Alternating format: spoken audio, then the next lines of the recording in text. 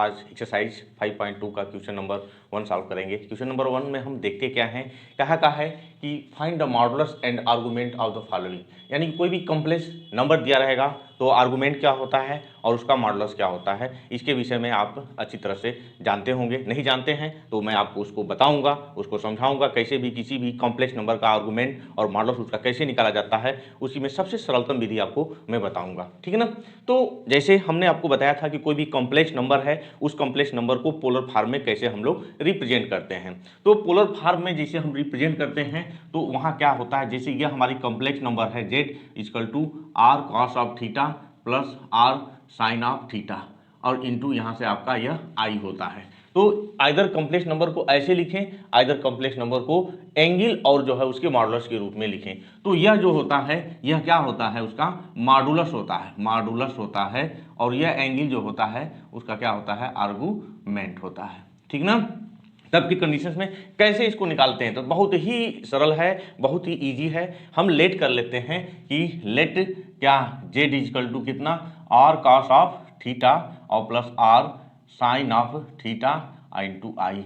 और यहाँ ये z क्या दिया हुआ है, -1 है और माइनस आई रूट ऑफ 3 दिया हुआ है। तो अब हम क्या करते हैं, सिंपल कुछ करना नहीं होता है, केवल रियल पार्ट्स और इमेजिनरी पार्ट्स दोनों का क्या करना होता है, कंपेरिजन करना होता है। उस कंपेरिजन के अकॉर्डिंग हम लोग देखते हैं। तो यहाँ क्या मिलेगा, comparing r cos of theta equal to -1 और r sine of theta equal to -√3 मिला। तो अब इस वैल्यू के अकॉर्डिंग, यह जो वैल्यू आपका दिया हुआ है, इस वैल्यू के अकॉर्डिंग जो है हम आर की वैल्यू निकालेंगे और जो है थीटा की वैल्यू निकालेंगे। आर जो होगा वह मॉडुलस होगा और जो थीटा होगा वह क्या होगा, आर्गुमेंट होगा। इंग्लिश में उसको जो है मापांक कहते हैं। जो मॉडुलस होता है इसको क्या कहा जाता है, मापांक कहा जाता है। और इसको क्या कहा जाता है, कोणांक कहा जाता है। हिंदी वाले बच्चों को लिए कोणांक होता है, ठीक ना। तो वही यानी कि कोण निकालना है और उसका मॉडुलस आर निकालना है। तब मॉडुलस आर होता क्या है, स्क्वायरिंग एंड एडिंग बोथ, ठीक ना। दोनों को हम क्या करें, squaring and adding, squaring and adding both. हम क्या पाएंगे, हमें यही मिलेगा कि r square cos square theta, यहाँ से हम कॉस स्क्वायर थीटा और यहाँ से हम साइन स्क्वायर थीटा लिखते हैं। यहाँ से -1 का स्क्वायर और -√3 का स्क्वायर, यह कितना हो जाएगा, आर स्क्वायर, यह आइडेंटिटी है, 1 हो जाएगा। आर की वैल्यू 1 और प्लस 3 इक्वल टू 4। तो जो मॉडुलस होता है आर लिखते हैं इस तरह से, इसको आर क्या होगा, √4, यानी कि इसका मॉडुलस यानी कि कितना हो जाएगा, +-2 आता है। तो हम +-2 नहीं लिखेंगे, वहाँ क्या लिखेंगे, केवल 2 लिखेंगे। यह क्या हो गया, इसका आर्गुमेंट हो गया, ठीक ना। आप डायरेक्ट यहाँ 2 लिख सकते हैं, लेकिन मैथमेटिक्स के दृष्टिकोण से यह लिखना क्या है, उचित है। अब हम देखते हैं, अब डिवीजन करते हैं, किसका किस में डिवीजन करेंगे कि आर साइन थीटा इधर है, आर साइन थीटा है, इधर आपका आर कॉस ऑफ थीटा है, -√3 है और यहाँ से कितना है, माइनस आपका 1 है। ध्यान देने की बात है, अब हमको एंगल निकालने के लिए, आर्गुमेंट निकालने के लिए, कोणांक निकालने के लिए हम अब 3 चीज़ों का ध्यान देंगे। यहाँ डिवीजन करेंगे तो यह क्या आएगा, tan ऑफ थीटा आएगा और यहाँ से √3 हो गया। तो अगर इसके दृष्टिकोण से देखा जाए, इसके नज़रिए से देखा जाए तो थीटा की वैल्यू यहाँ कितनी आएगी, π/3 होगी, ठीक ना। बट π/3 के लिए सबको सेटिस्फाई, 3 चीज़ों पर हमको ध्यान देना होगा। हम लोग अक्सर मिस्टेक कर जाते हैं, यहाँ हम लिख दिए थीटा इक्वल टू π/3, यह लिखना हमारा क्या है, गलत है। इस तरह से जो चीज़ हम लोग लिखे हैं यह हमारा क्या है, गलत है, ठीक है ना। क्यों गलत है, तो सही क्या होगा, सही के लिए हम लोग यहाँ आते हैं, इसमें रख करके देखते हैं। इसमें जब हम लोग रखेंगे तो अगर π/3 रखेंगे का, हाँ यहाँ का इसकी वैल्यू थीटा की π/3 रखेंगे तो यह निगेटिव नहीं आएगा, सिंस आर क्या है हमारा, पॉजिटिव होगा, ठीक ना। तब के केस में यानी कि यहाँ का एंगल कहाँ होगा, यानी कि यह जो है निगेटिव है और यहाँ tan थीटा पॉजिटिव आ रहा है। तो हम क्वाड्रेंट की मैं बात करता हूँ, यहाँ काश तो निगेटिव यहाँ हो सकता है और काश निगेटिव यहाँ हो सकता है, काश इसमें हमेशा क्या होगा, पॉजिटिव होगा। तो इससे क्लियर हो गया कि हमारा एंगल कहाँ पड़ेगा, आइदर इसमें होना चाहिए और इसमें होना चाहिए, ठीक ना। तब की कंडीशंस में हम अब आगे बढ़ते हैं, तब हमारा वह एंगल होगा कितना, वह एंगल, तब अब हम साइन के विषय में सोचते हैं। साइन भी हमारा नेगेटिव है, लेकिन इसमें साइन क्या होता है आपका, पॉजिटिव होता है, काश यहाँ से निगेटिव होता है, काश पॉजिटिव होता है, काश पॉजिटिव होता है। तब यहाँ से क्लियर हो गया कि न तो यह इसमें होगा, न तो इसमें होगा, न तो इसमें होगा, तो क्या होगा, यह तीसरे वाले में होगा। तो इसको क्या करेगा, सेटिस्फाई करेगा। अब तीसरे वाले में हम इसको क्या लिख सकते हैं, इसको लिखा क्या जा सकता है, अगर हम इधर से देखिए एंगल लिखने की बात आती है, एंगल हम लिख कैसे रहे हैं, एंगल लिखने का हमारा तरीका क्या है, तो एंगल तो हम लोग हमेशा इधर से लिखते चले आ रहे हैं, लेकिन आपके एनसीईआरटी की किताब में क्या दिया हुआ है, एंगल इधर से भी लिख दिया है। तब की कंडीशंस में अगर हम इधर की मैं बात पहले करूं तो इधर का क्या है आपका, इस एंगल को हम निकालना चाहेंगे तो यह क्या आएगा हमारा, यहां से आपके किताब में यही लिखा होगा, किताब में क्या लिखा होगा कि 2π/3 लिखा होगा, क्या लिखा होगा, पाई और माइनस π/3 इक्वल टू 2/3 और यहाँ से थीटा की वैल्यू क्या लिखा होगा, -2π/3। बट यह सही नहीं है क्योंकि हमारा जो भी कैलकुलेशंस होता है वह कैलकुलेशन इस डायरेक्शन से होता है। तब के कंडीशंस में हम यहाँ थीटा क्या लिखेंगे, थीटा यही आएगा कि theta equal to pi plus π/3 यानी कि कितना 4π/3। तो यह हो गया आपका आर्गुमेंट यानी कि गुणांक हो गया, यह दो आंसर, ठीक है ना। तो आप इस तरह से भी लिखते हैं तब भी सही है, इस तरह से लिखते हैं तब भी है। वह एक ही एंगल को रिप्रेजेंटेशन करने का दो तरीका है, एक एंटी क्लॉक डायरेक्शंस में, एक क्लॉकवाइज डायरेक्शंस में। तो हमको दो आंसर्स मिल गया, यह इसका क्या हो गया मॉडुलस हो गया और यह क्या हो गया इसका आर्गुमेंट अथा उसको क्या कहते हैं गुणांक कहते हैं, ठीक है ना, क्लियर हो गया। आइए हम दूसरा क्वेश्चन आपको बताते हैं। दूसरा क्वेश्चन हम थोड़ा सा, ये पहला क्वेश्चन था इसलिए मैंने आपको डिटेल में बताया, हम शॉर्टली उसको बताते हैं, आप उसको दूसरा क्वेश्चन भी समझ सकते हैं, ठीक है ना। दूसरा क्वेश्चन क्या कर रहा है कि z इक्वल टू -√3 प्लस आई है, ठीक ना। दूसरा क्वेश्चन में z इक्वल टू -√3 और प्लस आई है, कोई मतलब वही सिंपलेस्ट काम करना है। सिंपलेस्ट काम क्या करना है, हमको लेट करना है कि r cos थीटा और r sine of theta equal to कितना है आपका, वही -√3 और प्लस आई है। यहाँ से फर्स्ट ऑफ ऑल हम कंपेरिजन करेंगे, कंपेरिजन क्या करेंगे, r cos of theta equal to -√3 और r sine of theta equal to 1 हो गया। फिर वही काम मॉडुलस निकालना है, मॉड ऑफ r हो जाएगा यहाँ से, अब यहीं से निकालेंगे मॉड ऑफ r की वैल्यू कितना होगी, यानी कि कितना, अब मैं डायरेक्ट इसको लिख रहा हूँ -√3 का स्क्वायर और 1 का स्क्वायर का रूट हो जाएगा, ठीक है ना। तो यहाँ से आपका यह 3 हो जाएगा प्लस 1 का रूट करेंगे, यह कितना हो जाएगा आपका, यह आपका 4 होगा और 4 का रूट कितना आएगा 2। तो मॉडुलस कितना आ गया, मॉडुलस r इक्वल टू 2 आ गया, एक आंसर आ गया। हम मिस्टेक कहाँ करते हैं, हम एंगल निकालने में ही मिस्टेक करते हैं। तो आइए उसको देखते हैं, एंगल को देखते हैं, एंगल क्या कह रहा है, एंगल कैसे निकलेगा, आइए उसको हम लोग सॉल्व करते हैं। अब क्या करिए आप, r sine of theta equal to 1 बटा में r cos of theta equal to -√3 करेंगे, यहाँ से यहाँ कट गया, tan of theta equal to -√3 हो गया। अब यहां से देखिए यह निगेटिव है, कहां से वहां निगेटिव है और tan निगेटिव है, दोनों निगेटिव है ना, और साइन क्या है पॉजिटिव है। तो साइन किसमें पॉजिटिव होता है, पहले वाले में और दूसरे वाले में होता है, यानी कि हमारा यह एंगल कहां होगा, इसमें होगा। तो यह tan अब -√3 आ रहा है तो -tan ऑफ इसको हम π/6 भी लिख सकते हैं। तो हमारा फाइनल एंगल कितना हो जाएगा, आइदर इसको हम लिखें, क्या लिखें कि पाई माइनस π/6, तो थीटा की वैल्यू हो जाएगी 5π/6, यानी कि हमारा एंगल कितना हो जाएगा, हमारा जो है आर्गुमेंट कितना हो जाएगा 5π/6 हो जाएगा और मॉडुलस कितना हो जाएगा 2 हो जाएगा, ठीक है ना, क्लियर हो गया होगा। आइए हम आगे बढ़ते हैं। अब तीसरा क्वेश्चन क्या कर रहा है कि convert each of the following numbers in polar form, हमको किसमें चेंज करना है, जो हमारा कॉम्प्लेक्स नंबर है उसको पोलर फॉर्म में, यानी कि इसके बाद दो क्वेश्चन के बाद सारे जो क्वेश्चंस हैं उसको हमको किस में कन्वर्ट करना है, पोलर फॉर्म में चेंज करना है। पोलर फॉर्म चेंज करने का मतलब जैसे हमारा कोई इस तरह से हो a प्लस IB कोई हमारा एक कॉम्प्लेक्स नंबर हो और इसको पोलर फॉर्म में लिखने का मतलब क्या है, वही उसके मॉडुलस और उसके आर्गुमेंट के फॉर्म में हम लोग लिखेंगे तो वह पोलर फॉर्म में होता है, यानी कि r cos ऑफ थीटा और plus r sine of theta into e types के इसी ए को हम एक्सप्रेस कर देंगे तो यह जो फार्म नया वाला फार्म बनेगा यह क्या होगा, वह उसका पोलर फार्म होगा, ठीक है ना।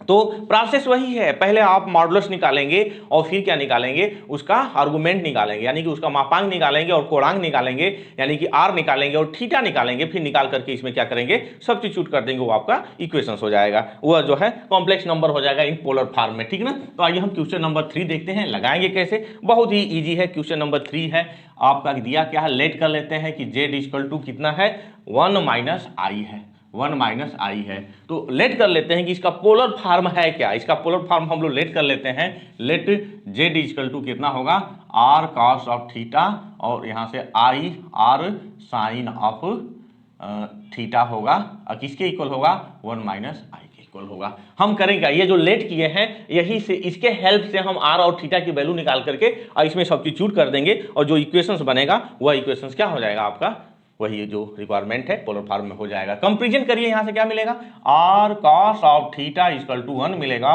और r sine of theta equal to -1 मिल गया। तो पहले हमको फर्स्ट ऑफ ऑल इसका क्या निकालना है, मॉडुलस निकालना है, मापांक निकालना है। पहले हम मापांक निकालेंगे, उसके बाद साथ जो चीजें निकालना हो तो कैसे निकालेंगे, adding squaring and adding, r square यहाँ से कास स्क्वायर थीटा और प्लस साइन स्क्वायर थीटा, इस साइड से इधर 1 का स्क्वायर इधर -1 का स्क्वायर, यह 1 हो जाएगा। आर स्क्वायर विल भी कितना आपका यहाँ से 1 और +1 इक्वल टू 2, तो आर हो जाएगा। केवल हम इसका मॉडुलस लेते हैं, प्लस माइनस इसका नहीं लेते हैं, तो कितना हो जाएगा, √2 हो गया। तो इसका मापांक निकल गया, यानी कि इसका जो है मॉडुलस निकल गया। अब डिवीजन करेंगे, क्या करेंगे, आर साइन ऑफ थीटा और बटा में आर कॉस ऑफ थीटा, तो कितना होगा, -1 और बटा में 1 इक्वल टू -1, यानी कि tan of theta equal to -1। अब तीन चीजों का हमको ध्यान देना है, कास का ध्यान देना है, साइन का ध्यान देना है और tan का ध्यान देना है। तो यहाँ हम लोग क्या देख रहे हैं, कास पॉजिटिव है तो कास कहाँ पॉजिटिव होता है, या तो इसमें होगा या तो इसमें होगा। बात क्लियर हो गई, यानी कि इसमें तो ये हो ही नहीं सकता है। अब देख रहे हैं साइन निगेटिव है तो इसमें तो साइन पॉजिटिव होता है, यानी कि इस वाले में होता है, और tan भी निगेटिव है, tan इस वाले में निगेटिव होता है। लेकिन किस एंगल के लिए, यह हमारा π/4 है, -π/4 है, तो यहाँ से मिल जाएगा कि tan ऑफ -π/4, यह सबके इसके पूरे इसके लिए भी सेटिस्फाई कर रहा है, इसको भी सेटिस्फाई कर रहा है, ये लास्ट वाला हमारा टर्म्स आया है इसको भी सेटिस्फाई कर रहा है। तो हमारा थीटा कितना हो गया, -π/4 हो गया। तो क्या मिला, हमारा पोलर फॉर्म इसका कितना हो जाएगा, पोलर फॉर्म इसका हो जाएगा, पोलर फॉर्म हम जब लिखेंगे तो वह कितना, अब ये भी लिखे थे, r cos of theta plus r i r sine of theta, तो यह आर कॉमन है, √2 हो गया और कास ऑफ -π/4 एक ब्रैकेट में और दूसरे ब्रैकेट में साइन ऑफ -π/4 दूसरे ब्रैकेट में, यह क्या हो गया, हमारा पोलर फॉर्म में हो गया। ठीक है ना, क्लियर हो गया। आइए हम आगे चलते हैं और थोड़ा सा फास्ट लगाते हैं, क्योंकि अब समझ में आ गया होगा आपको कैसे हम पोलर फॉर्म में निकालेंगे। एक रिक्वेस्ट है आपसे, अगर आप मेरे चैनल पर नए हैं, आपने मेरे चैनल को सब्सक्राइब नहीं किया है, तो प्लीज़ एंड प्लीज़ मेरे चैनल को सब्सक्राइब करिए तथा बेल आइकन जरूर दबाइए, ताकि जो भी सोल्यूशन मैं दूं आपको यथा समय शीघ्र ही आपको उसकी सूचना मिल सके। धन्यवाद। आगे बढ़ते हैं, हम लोग क्वेश्चन नंबर 4 देखते हैं।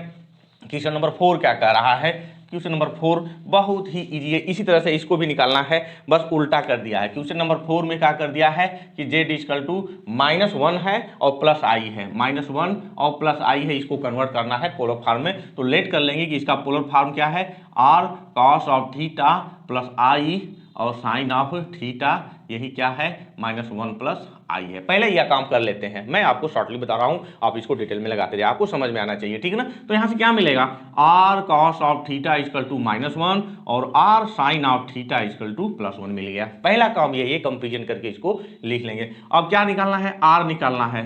तो आर कैसे निकालते हैं हम लोग, आर निकालने के लिए हम क्या करेंगे, यहाँ से फिर वही पुरानी बात, तो थोड़ा सा अच्छे ढंग से इसको मैं करता हूँ। यहाँ से लिखेंगे कि r square cos square theta और r square sine square theta equal to -1 का स्क्वायर और +1 का स्क्वायर। यहाँ से आर स्क्वायर कॉमन 1 हो जाएगा, आइडेंटिटी के हिसाब से यह 1 हो गया, तो आर स्क्वायर इक्वल टू 2, तो आर का मॉडुलस इक्वल टू √2 हो जाएगा। तो हमको कोणांक निकल गया, यानी कि मापांक निकल गया, यानी कि हमको मॉडुलस निकल गया।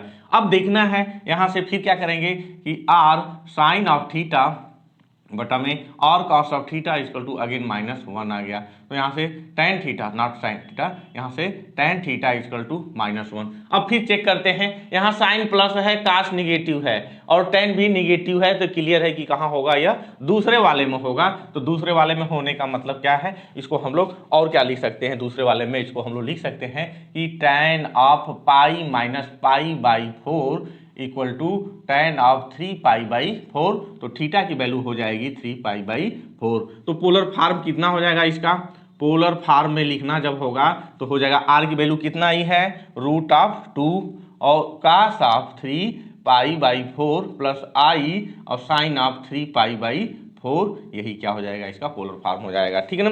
आइए नेक्स्ट क्वेश्चन हम देखते हैं। क्वेश्चन नंबर 5 क्या कर रहा है, बिल्कुल इसी तरह से है। क्वेश्चन नंबर 5 देखते हैं। ठीक है, क्वेश्चन नंबर 5 क्या है कि -1, क्वेश्चन नंबर 5 में z इक्वल टू -1 और -i, यहाँ क्या है, दोनों निगेटिव हैं। ठीक है ना, दोनों निगेटिव हैं। तो अब इसको हम लोग देखते हैं यह क्या आएगा। यहाँ से यह होगा, यहाँ से इसको हम लोग लिखेंगे क्या कि r cos ऑफ थीटा और i r sine of theta equal to -1 और -i है। ठीक है ना, कंपेरिजन कर लीजिए, r cos of theta equal to -1 और r sine of theta equal to also -1। Squaring and adding r square, तो यहाँ से cos square theta plus sine square theta equal to -1 का स्क्वायर, इधर से भी -1 का स्क्वायर, तो r का स्क्वायर इक्वल टू 1 + 1 2, तो r equal to modulus of r equal to √2 हो गया। फिर हम डिवीजन करते हैं, तो यहाँ से tan of theta equal to अब +1 हो गया। tan की वैल्यू क्या आ गई, पॉजिटिव आ गई। यह कब पॉजिटिव होगा, फिर उसी तरह से tan ऑफ 3π/4 हम करते हैं। 3π/4 कहने का मतलब क्या है, निगेटिव डायरेक्शंस में, यानी कि यहाँ से -3π/4 करिए। -3π/4 कहाँ पड़ेगा आपका, यह इस वाले में पड़ेगा, और यहाँ से यही है -3π/4 है। तो अब देखते हैं कि यहाँ के लिए कॉस भी निगेटिव है, साइन भी निगेटिव है, बट tan हमारा क्या होगा, पॉजिटिव होगा। तो पोलर फॉर्म कितना हो जाएगा इसका पोलर फॉर्म होगा, ठीक है ना, समझ बात आई ना। तो थीटा की वैल्यू कितना हो जाएगी, यहाँ -3π/4 हो जाएगी। तो पोलर फॉर्म हो जाएगा r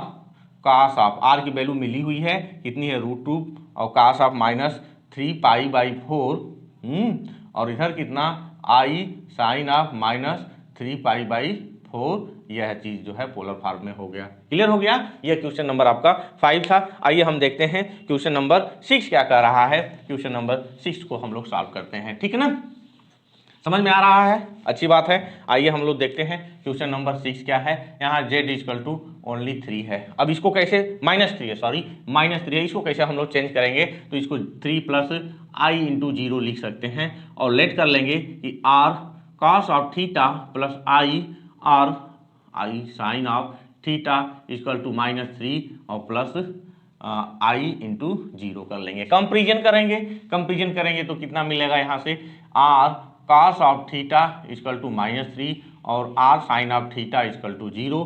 तो r की वैल्यू मॉडुलस में मैं लिखता हूँ -3 का स्क्वायर प्लस 0 का स्क्वायर का स्क्वायर रूट, यहाँ से 3, तो कितना हो जाएगा, r की मॉडुलस ऑफ r जो है आपका, यानी कि r कितना हो जाएगा, 3 के इक्वल हो जाएगा। अब एंगल की मैं बात करता हूँ, एंगल यहाँ देखेंगे तो r साइन ऑफ थीटा और बटा में r cos of theta equal to कितना हो जाएगा, 0 हो जाएगा, यानी कि tan of theta equal to 0। तो यहाँ से हम क्या लिख सकते हैं, थीटा इक्वल टू 0 डिग्री, इसको हम लोग लिख सकते हैं। ठीक ना, तो यह चीज़ हमारा, अब थीटा सॉरी यहाँ क्या है, 0 आया है, बट यहाँ हमें देखना है, क्योंकि अगर हम cos ऑफ 0 लिखेंगे तो ये निगेटिव आ रहा है। cos ऑफ इसकी वैल्यू कितना आ रही है, निगेटिव आ रही है, यहाँ 0 है और यहाँ भी 0 आ रहा है, यानी कि वहाँ थीटा इक्वल टू कितना होगा, पाई होगा। तब हमारा इक्वेशंस कितना हो जाएगा, हमारा इक्वेशंस हो जाएगा पोलर फॉर्म में कि 3 cos ऑफ पाई और प्लस i और साइन ऑफ पाई हो जाएगा, यह पोलर फॉर्म बनेगा। यह बात आपको थोड़ा सा समझ में नहीं आई होगी, मैं फिर से आपको इस पर रिपीट कर देना चाहता हूं। यहाँ देखिए r cos of theta equal to -3 है, तो इसको लिख सकते हैं, अब r की वैल्यू हमको मालूम है, तो इसको लिख सकते हैं 3 और cos ऑफ, अब वह क्या होगा, निगेटिव होगा ना, तो वो cos ऑफ किसकी वैल्यू निगेटिव होती है, cos ऑफ पाई की वैल्यू निगेटिव होती है, यानी कि -3 को हम लोग इतना लिख सकते हैं, इसलिए हमने पाई लिखा है। साइन पाई की वैल्यू 0 होती है, tan पाई की वैल्यू भी क्या होती है, 0 होती है, बट cos ऑफ पाई की वैल्यू कितना होती है, -1 होती है। क्लियर हो गया ना। चलिए आगे देखते हैं क्वेश्चन नंबर 7 क्या कह रहा है, 7 को सॉल्व करते हैं। ठीक ना, 7 में क्या लिखा है, √3 + i लिखा है। क्वेश्चन नंबर 7 में z इक्वल टू √3 और प्लस i लिखा हुआ है। अब देखिए यहाँ क्या करना होगा आपको, फिर वही r cos of theta plus i और साइन ऑफ थीटा कंपेयर करके हम रूट ऑफ 3 प्लस आई करेंगे तो r cos of theta equal to root of 3 और r sine of theta equal to 1 हो जाएगा। ठीक है ना। अब यहाँ से मैं डायरेक्ट लिख रहा हूँ आर की value modulus of r equal to root of 3 का स्क्वायर और प्लस 1 का स्क्वायर 3 प्लस 1 का रूट इक्वल टू 2। तो आर कितना आ गया आपका 2 आ गया। अब हमको एंगल चाहिए तो एंगल बहुत आसान है, आर साइन ऑफ थीटा बटा में r cos of theta equal to sine theta की वैल्यू 1 है, यहाँ से रूट ऑफ 3 है, कैंसिल हो गया। tan of theta equal to 1 by root 3 tan of pi by 6, तो थीटा की वैल्यू क्या हो जाएगी पाई बाई 6, यानी theta equal to pi by 6 के लिए ये भी सेटिस्फाई है, ये भी सेटिस्फाई है और ये भी सेटिस्फाई है। तो पोलर फॉर्म कितना हो जाएगा, यहाँ से इसका पोलर फॉर्म बनेगा कितना, आर की वैल्यू आया है 2 और यहाँ से कास ऑफ पाई बाई 6 और आई साइन ऑफ पाई बाई 6, यह पोलर फॉर्म हो गया। ठीक है ना। अब हम लोग आगे चलते हैं, 8वां क्वेश्चन देखते हैं और लास्ट क्वेश्चन है इस एक्सरसाइज का। 8वां क्वेश्चन क्या कर रहा है, आइए उसको हम लोग सॉल्व करते हैं। बहुत ही इजी है। 8वां क्वेश्चन में क्या लिखा है कि z इक्वल टू आई लिखा है, तो r cos of theta plus i r sine of theta, आपकी जैसी मर्जी बाहर करके रखिए, 0 प्लस 1 आई इंटू 1 कर सकते हैं, यहाँ से हो गया। अब कंपेरिजन कर लीजिए ना, यहाँ से r cos of theta equal to 0 और r sine of theta equal to 1। अब क्या मिलेगा इसके हिसाब से, यहाँ से आप देखते हैं कि r equal to modulus of r equal to root of 0 का स्क्वायर 1 का square root of 1 equal to 1, तो आर की वैल्यू 1 हो गई। अब हमको क्या चाहिए, एंगल चाहिए, आर्गूमेंट चाहिए, तो आर साइन ऑफ थीटा बटा में r cos of theta equal to 1 बटा में 0 into infinite into tan pi by 2।